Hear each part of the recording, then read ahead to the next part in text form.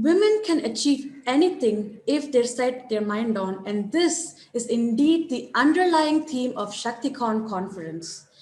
Amma has given solace to millions of people around the world and empowered both women and men through her humanitarian activities. Next on our agenda, we have our guest of honor who has made time to be with us today, Mr. Eric Falt. Since May 2018, Mr. Eric Falt has served as the Director and UNESCO representative for the UNESCO New Delhi office, which covers Bangladesh, Bhutan, India, Nepal, the Maldives, and Sri Lanka. Mr. Falt previously served as Assistant Director General for External Relations and Public Information at the Paris headquarters of UNESCO with the rank of Assistant Secretary General of the UN. He oversaw the work of the organization in the political field and guided UNESCO's communication and public information efforts. Prior to this, he served as Director of the Outreach Division at the United Nations Department of Public Information in New York, and as the Director of Communications for the United Nations Environment Program at its headquarters in Nairobi. In the past, Mr. Falt was also posted for the United Nations in Pakistan, Iraq, Haiti, and Cambodia. I would now like to invite Mr. Eric Falt for the special address. Thank you, and good morning to everyone joining today. I would like to begin by expressing my sincere appreciation to all those who have worked tirelessly, I know, to bring this event together, and more specifically to Amrita University for the invitation to share UNESCO's vision on women in science and to introduce some issues related to cybersecurity. 2020, I think it's fair to say, was a unique year where science and technology were very much in the spotlight of global discussion. The role of science and mitigating the COVID-19 pandemic was undoubtedly reinforced. But at the same time, while bringing to the forefront the importance of a dynamic scientific ecosystem, the pandemic has also worsened long-standing inequalities in science, and in particular issues related to gender and science, including cybersecurity. Women in the field of science, I think we can say, now face a dual contagion. First, with the spread of the virus, obviously, but also with the spread of harmful gender inequalities, such as gender-based stereotypes. With the impact felt particularly gravely by women scientists, some even fear that the hard-won progress with respect to women in science may be one of those collateral damages of the pandemic, which could unfortunately stay with us going forward. Moreover, the COVID crisis has particularly exacerbated concerns about security in digital spaces and has put the spotlight on the risks associated with data integrity, data confidentiality, and data accessibility. Our increased presence online has led to growing vulnerabilities to the unethical use of the internet. In that sense, I think it's good to say that the conference, this conference comes at an opportune time because it will allow us to take stock of the current situation and hopefully help to plan the way forward. India's rich history of women scientists and mathematicians, but also the fact that 2020 was actually a bit of a better year for women in science, with 2 women who became Nobel laureates in chemistry and 1 in physics, instill us a sense of optimism amidst the pandemic to keep our work going and encourage more women in science. It was especially heartwarming for many to see, for instance, NASA's Indian-American scientist Swati Mohan trending on social media with her bindi as NASA's Perseverance rover made a successful landing on Mars. I don't know if you all saw these images, but I invite you to look at them if you haven't, because they're particularly inspiring.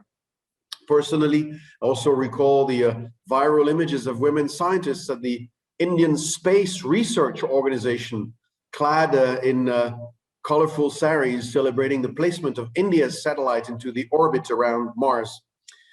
And these instances, all these instances, are reminiscent of the extraordinary scientific competence and capability of women scientists in advancing science to new heights. However, despite great opportunities in STEM, science, technology, engineering, and mathematics, it has been observed that women, especially in India, are not pursuing science and technology academically or professionally as much as one could hope. Studies have shown that science is still considered a male-dominated occupation and field of study. Women are underrepresented, underpaid, and often unrecognized for their scientific achievements. Emerging challenges also include the potential exposure to harm that is inherent to technological development, such as the Internet of Things, algorithmic decision-making, and artificial intelligence, which has led to increased risks of online surveillance, profiling, and data privacy. Sadly, reports show that women continue to endure increased targeted cyberbullying, threats, and attacks online. There is a need, therefore, to address these cybersecurity issues holistically to ensure optimal online safety for all. This may not come as a surprise when we know that women are not represented enough in the field of science, again, as I was just mentioning. And maybe we can just look briefly at data. And in this field, UNESCO has its own UNESCO Institute for Statistics, which shows that less than 30% of the world's scientific researchers are women. And if we look at India, it's even lower. It is merely 14%, which is a bit ironic because India has the highest number of female graduates in STEM disciplines. 40% STEM graduates are women. However, 14% of the research jobs are occupied by women.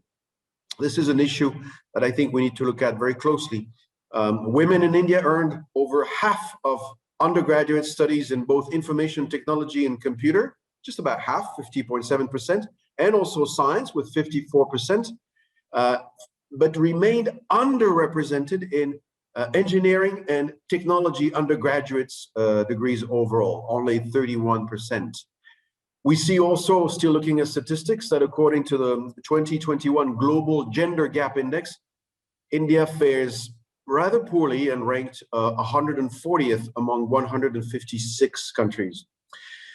These numbers are a bit disheartening because women in STEM-based professions can really make a mark.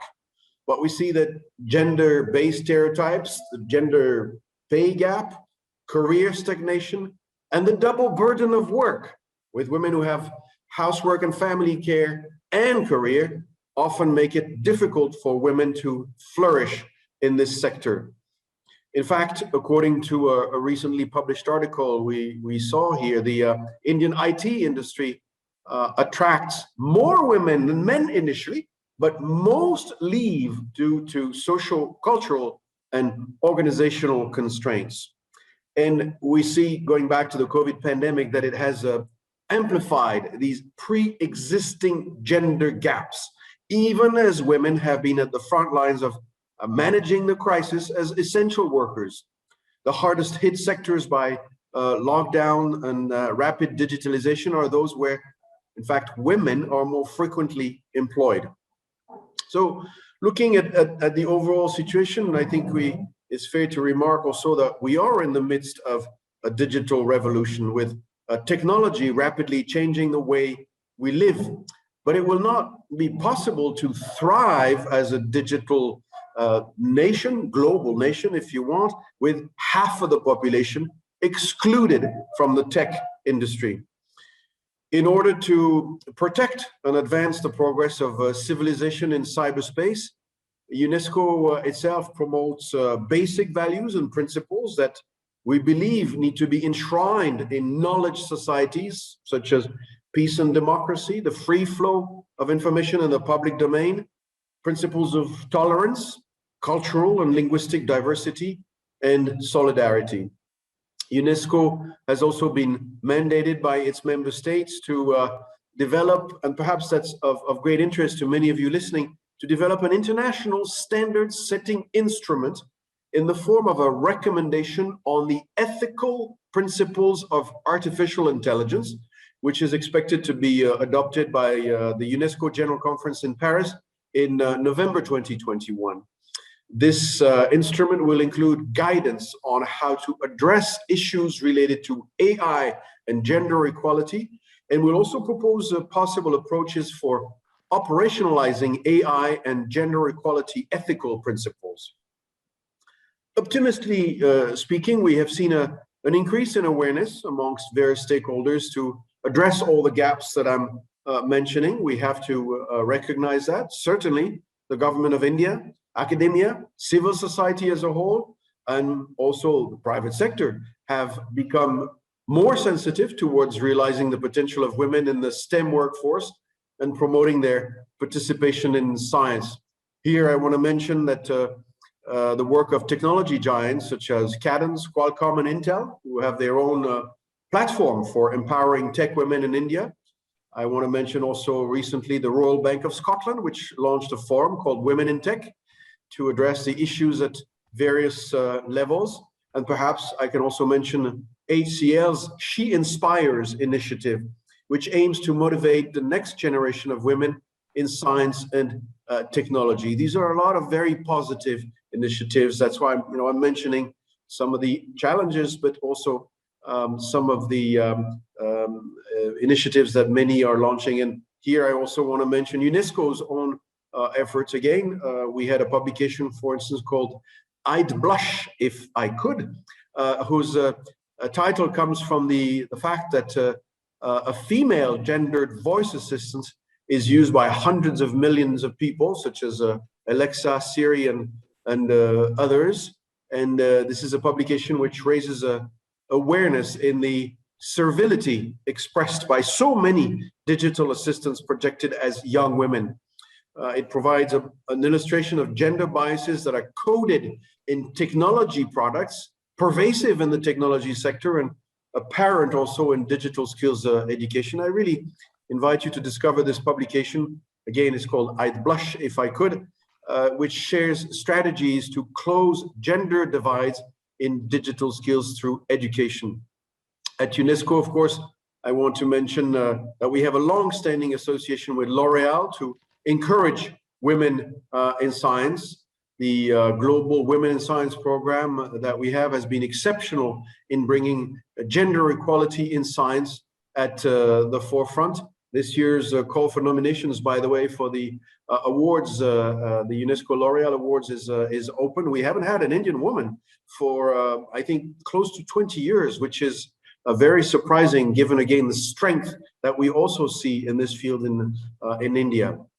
No matter what, and as I reach my conclusion, I want to say that gender equality in science and technology is a key priority for UNESCO, and we aim to create awareness and build capacities for women in science and technology. This is a responsibility for all of us and involves women and men. Our vision and mission to work towards bridging gender gaps in STEM is certainly reinforced by working with like-minded individuals and institutions. And I thank you again for the invitation that you extended to me on behalf of UNESCO. There's no doubt that having more women in science is an indispensable need. It is really time for us to create all the platforms for their promotion, participation, and retention in science, to bring forth life stories of women leaders in STEM fields, to encourage the new generation of women scientists in general and in all fields. Humanity needs science, and science needs women. I congratulate Amrita University and the team at ShaktiCon for organizing this initiative to promote and celebrate women in science, focusing more specifically, of course, in this case on cyber security, which is a very specific niche area that I clearly covered only in passing. These dialogues are critical to realizing gender equality in STEM, and I certainly look forward to listening to the set of women speakers and other experts who will be sharing their perspectives. Thank you. Thank you, Mr. Eric Falt, for sharing UNESCO's vision for women in science and cybersecurity. You have indeed given a wonderful overview on women in India and what they are capable of, yet being the minority and thus being underrepresented in STEM for the moment. Indeed, we have to build this gender gap, and we believe ShaktiCon is one step forward in achieving this goal. Fortunate and unfortunate, COVID indeed has highlighted the urgent need to address cybersecurity in many industries. Very interesting facts to ponder upon. Thank you very, very much again.